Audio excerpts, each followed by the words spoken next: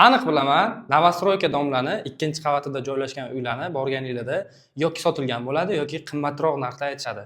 Men sizlarga hozir ikkinchi qavatda joylashgan 3 xonali bo'lgan zo'r kvartiramizni obzor bilan tanishtirib o'taman. Tashqari manzaralarni ko'rishingiz mumkin. Bu yoq balkon qismimiz bo'ladi. Men bu yoqdan oshxonaga ham kirishingiz mumkin.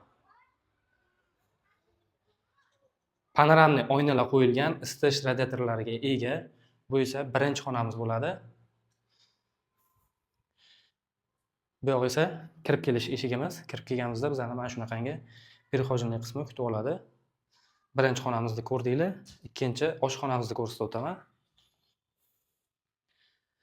Xolodilnik qo'yasizlar, kuxonniy mebellar qo'yilgan, to'g'ri konturli katyollari bor. Bu yoqdan ham boyagi balkonga chiqadigan panoramli oynalar, eshiklar qo'yib o'tilgan. Bu esa ikkinchi xonamiz, zal qismi. Zal qismi anchagina kattagina.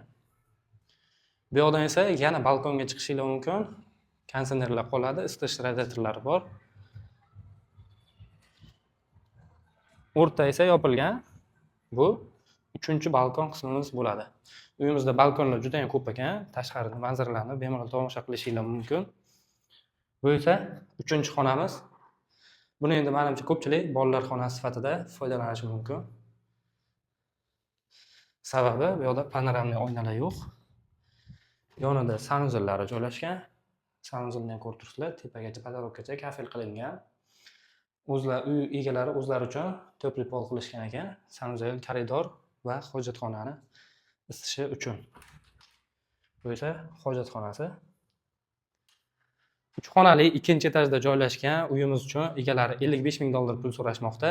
Uyimizning manzili esa Umida choyxonasini ro'parasida joylashgan Novostroyka domidan hisoblanadi. Uyimiz 5 etajli dom, ikkinchi qavatida, ya'ni siz ulgurmay qolgan Novostroyka domladan hisoblanadi. Endi ulgurib qoling.